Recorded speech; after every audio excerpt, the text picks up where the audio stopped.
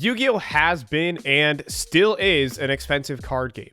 Currently, SP Little Knight and Triple Tactics Thrust are the latest $100 staples that we all must purchase. But this isn't the first time this has happened to Yu-Gi-Oh! Cards. Phantasme used to be $120. Prosperities and Forbidden Droplets all had incredibly high price points. Luckily, Rarity Collection has made these reprints just dollars or even cents. But there has been so much discourse over these new wave of cards. People swear by the fact that they absolutely need them in order to play. And maybe they're kind of right. Hey guys, so at YCS Indianapolis, there's this really riveting tech called SP Little Knight. Let's see how many people in Top 32 played this card.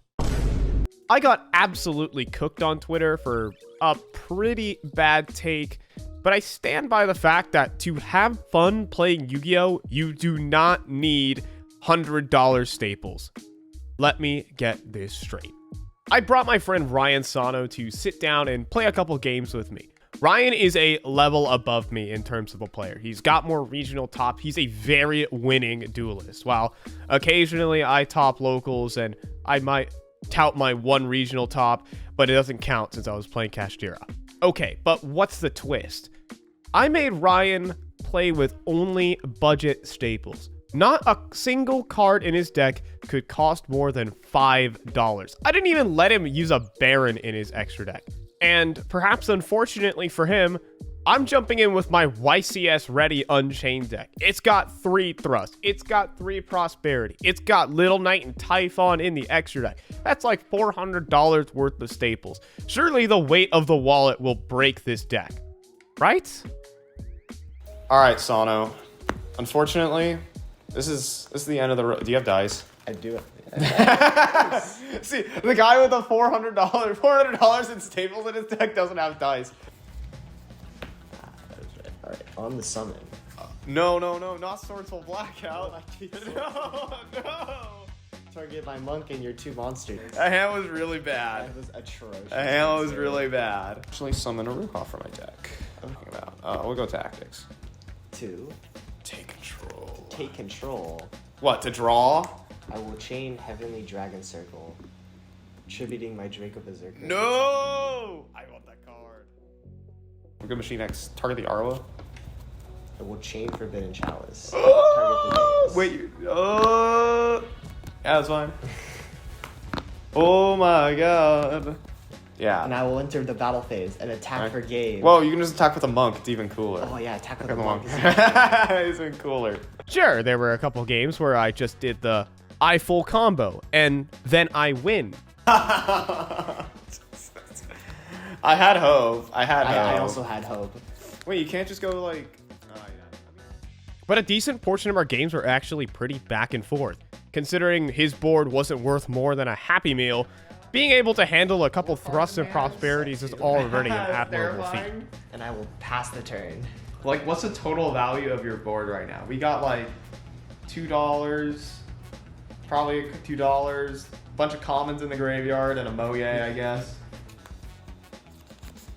Now that is a little bit unfortunate, but I will let that resolve.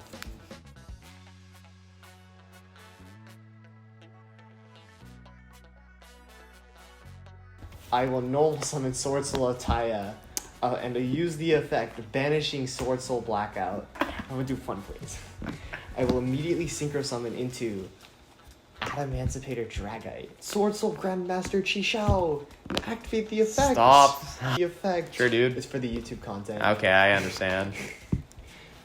To summon my Sword Soul's monsters. And now I will summon my boss monster. Sword Soul Supreme Sovereign Shang-Ying. And then I will switch to attack position. Judge, may I concede? And attack for game. To answer whether you actually need these cards, you have to ask yourself what kind of player you are. I'm not going to go out there and convince you that these cards are somehow worse than their predecessors. They're better. However, you're definitely not going to lose all of your games just because you do not have this specific extra deck staple in your deck.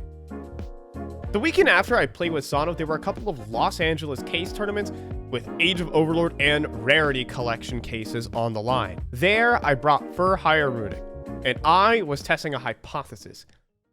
How good is SP Little Knight when your entire deck can basically be focused on making the card? And if you're wondering what happened after, I won 2 of them. I totally didn't split the first place prizing with Ryan Sano after, we met in the finals. Point aside, I did well, and I tried to measure how well my deck would have done with and without SP. But before I do, I want to point out a big misconception with these big, bad, meta staple cards. They aren't just a plug-and-play tool.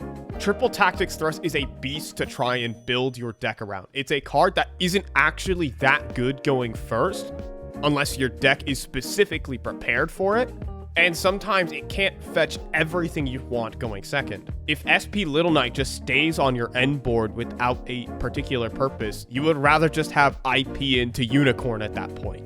The way I can characterize these expensive staples is having a manual screwdriver to a power tool. A power tool can get bigger and better jobs done, but at the end of the day, for the simpler things that need to happen in Yu-Gi-Oh!, you can just use a manual screwdriver and get the same job done. In maybe 10% of scenarios will one card do more than another. Maybe more like 25 to 30 for SP Little Knight though. Not to mention that SP Little Knight's arrows are really bad for link climbing, so you have to manage your extra monster zone and Runic really well. Let's talk about the impact of SP in these tournaments. I probably would have lost a full-blown match. So let's say hypothetically each tournament I lost a game, so that would have put me in 7th to 8th. Why should you care about that? Well, if those margins matter enough to you as a competitive Yu-Gi-Oh player who are playing in these kinds of hyper-competitive tournaments like case tournaments, regionals, or YCSs, and are really gunning to top these events, then yes, SP Little Knight is a very good card that will increase your odds of winning. But before buying these cards, please know that you probably should be focused on what kind of deck you are playing rather than investing in expensive staples for said deck. Having SP Little Knight in your extra deck will not take away from the fact that you are playing Ghost Trick Skeleton deck out. So that basically means that the target audience for these cards are meta competitive players. But meta doesn't always mean expensive.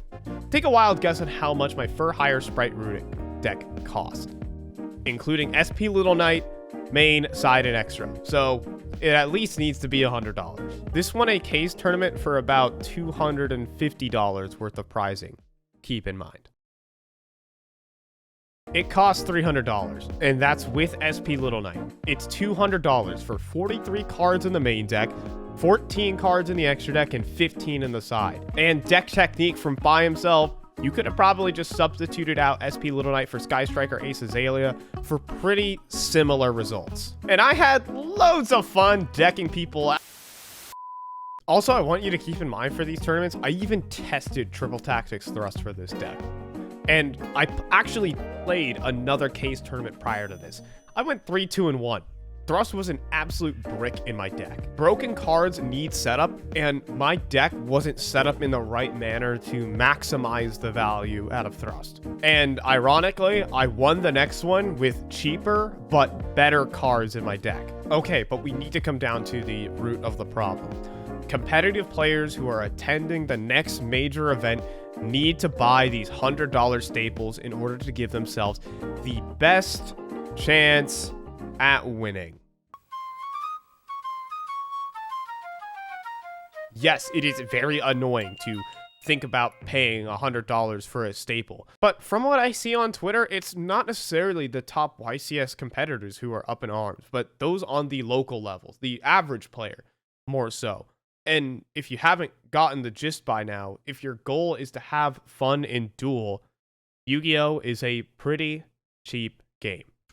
A postscript note. But even when you do pay for all the best cards, you still need good technical play to win. There are thousands of people who are playing the best expensive deck, but there's only one Stephen Santoli who is winning all of these events. I don't think money is the only barrier stopping the rest of us from topping YCSs. It's extra things like time, experience, testing circles, deck building theory, mental game, and so much more that can differentiate you from top players. Yes, money is a big part of it, stopping many people from playing the best decks and attending all the events. But we're playing Yu-Gi-Oh! And not chess. On that controversial note, folks, peace.